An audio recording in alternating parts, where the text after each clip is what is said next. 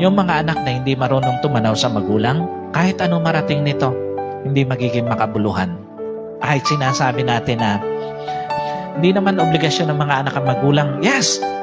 Pero ang sabi ng Panginoon, honor your parent.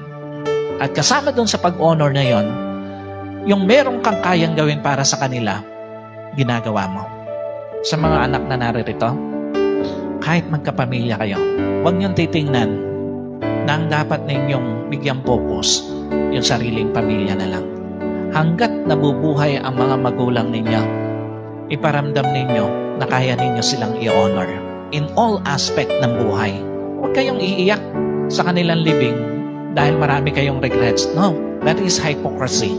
Wala kayong kwentang anak kung iiyak lang kayo sa kanilang lamay, pero nung nabubuhay, hindi mo ginawa yung dapat mong gawin para sa kanila.